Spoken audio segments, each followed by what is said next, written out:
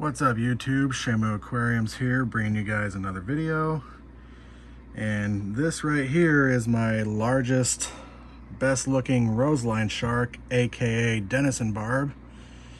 And if I can get him to turn around, you can see that he has some scale damage on his left side, on his back. If that electric blue Aquarium will get out of the way.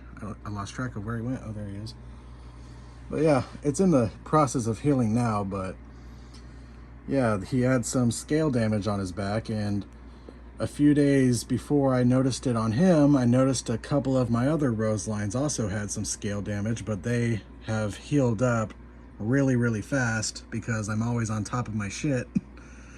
Healthy water quality is key to helping wounds heal. But yeah, after noticing some scale damage on my roseline sharks, I knew that when it came to the fish in the tank, there was 4 main suspects. The first one being wherever the hell he is. Oh, this angelfish, the electric blue Aquarium, and this red tail shark.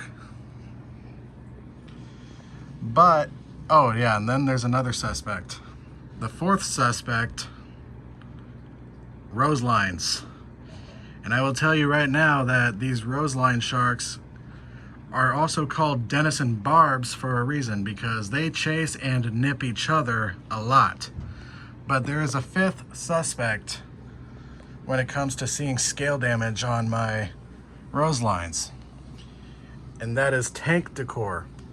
So I have redone this part of the tank. I basically switched some plants and driftwood from this side of the tank and put it over there, and then took the driftwood and plants that I had over here and put it over there. And that was to create more swimming room on this part of the tank, and that is because the roselines are not allowed to go into this part of the tank because this red tail shark will chase them right out of there. He's gonna get, yep, Siamese algae eaters are not allowed over there either. But yeah, so before I had, like, you know, that big sharp jagged rock on this side of the tank, and it was pretty close to the glass, and I was always seeing the roselines like swim right in between it and the glass. There was also a long stick of driftwood that I had propped up on the rocks. But the problem with that is that it had some sharp pointy edges that were facing down, suspended a couple inches off the gravel, and I would also see these roselines swimming right underneath that. So I took that piece of driftwood out and threw it away and attached the live plants to these pieces of driftwood and moved them over here. And then I had this one piece of driftwood with a huge anubias attached to it, and I just put it over here. Now, I don't think this is going to be the final design because I do want to hide this large stump behind something, so I might move this driftwood a bit more. But I do think that the roselines are actually appreciating the extra swimming room now.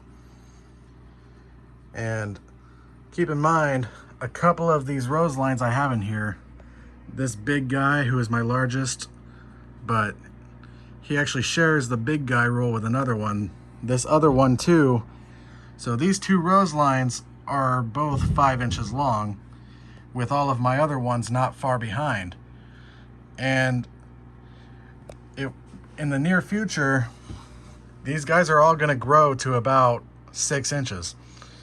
And there's 13 of them in here, so they're gonna need a lot of swimming space. So in preparation for that, especially after seeing some scale damage on some of these guys, I opened up some extra swimming room, so that way they'll have plenty of space to swim around. Starting to stutter like Joe Biden over here. But yeah, they'll have plenty of space to swim around, and hopefully I have lessened the risk of them hurting themselves on stuff, because these fish are very active swimmers. They are always on the move, and when they get spooked or chased by other fish, they do have a tendency to freak out and bump into things.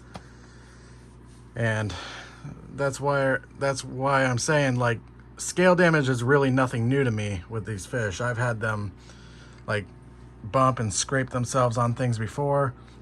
Nothing new. But since I'm on top of my water changes and keep the water healthy, they always heal really, really quick, but I don't want to be seeing them get scale damage like every few days constantly. So yeah, I took that piece of driftwood and that jagged rock out of here, and I try not to keep my other jagged rocks too close to the glass. I want to make sure there's room for them to swim between those rocks and other objects in the tank. But yeah, I do think I'm gonna change this up a little bit more, maybe not, but now it looks like I got 2 trees over here, and now I got the giant bush over here. But yeah, that's all for today's update. So like, comment, and subscribe, and I will see you guys in the next video.